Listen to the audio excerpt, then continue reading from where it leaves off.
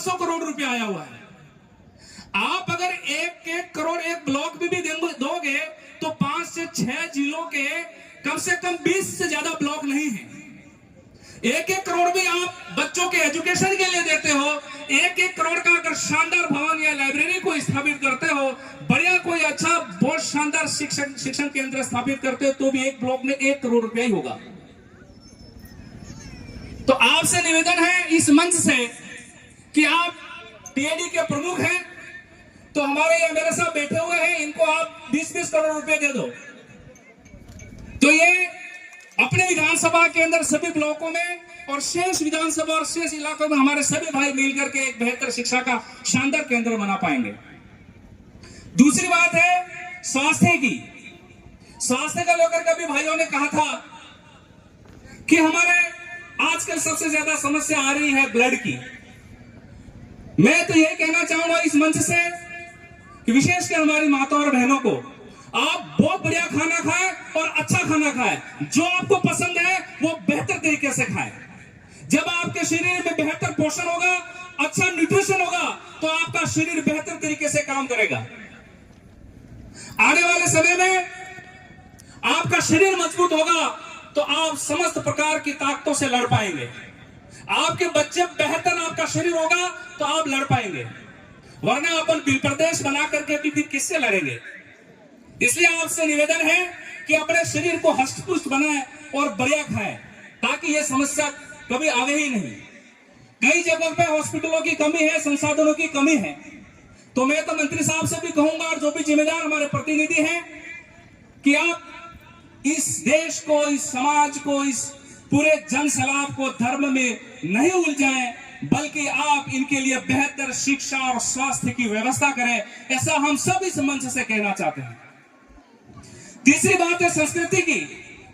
जब आपकी संस्कृति ही नहीं बचेगी, आदिवासियों की बोली, भाषा और परंपरा, उनका जो लोकगीत है, उनकी जो लोक विधा है, उनके पोशाक है, उनकी अपनी जीवन शैली है, उनका अपना जीवन दर्शन है, वो ही नहीं बचेगा तो फिर हमारा इतिहास कहां से बचेगा, आदिवासी कहां से बचेगा मेरे भाई।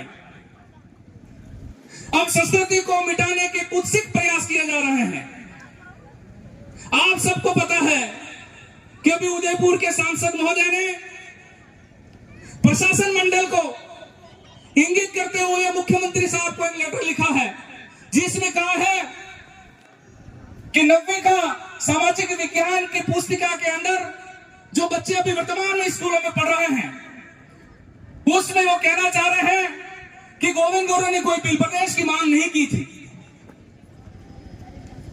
मतलब कितनी विडंबना है, चिंताजनक विषय है, दुख भी है कि आप इतने पढ़े लिखे हैं, आप एक ऐसे प्रशासनिक सेवा पद से आए हुए हैं और आपके कर कमलों द्वारा ऐसा किया जा रहा है, जो न केवल आदिवासी समाज बल्कि इस क्षेत्र में रह रहे तमाम अनुयायियों की आपने चोट करी है, उनकी भावनाओं को आहत किया है और पूरे भील प्रदेश को और भील समाज को आपने ललकारा है। आपको यह पता होना चाहिए कि जब जब भी आदिवासी संगठित हुआ है तो उसने अपनी पृथक बोली, भौगोलिक टेरिटरी, भौगोलिक इलाके के लिए ही उन्होंने आंदोलन किया है। दोस्तों, यह पता होना चाहिए।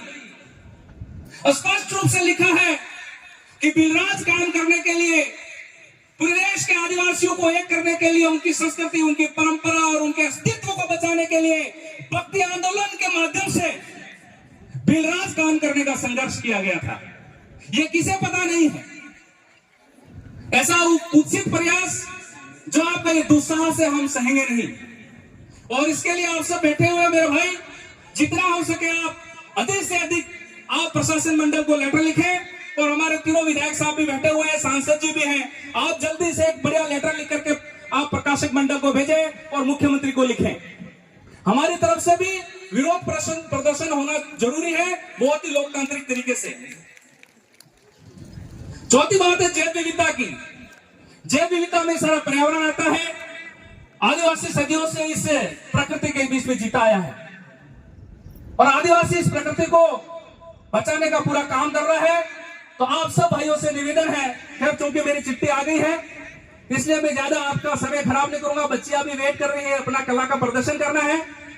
तो मैं तो यही निवेदन करूंगा कि धीरे धीरे हमारे प्रतिनिधि भी जयपुर और दिल्ली जा रहे हैं और अधिक से अधिक संख्या में आप और ऐसे होनहार हमारे प्रतिनिधियों को पढ़े लिखे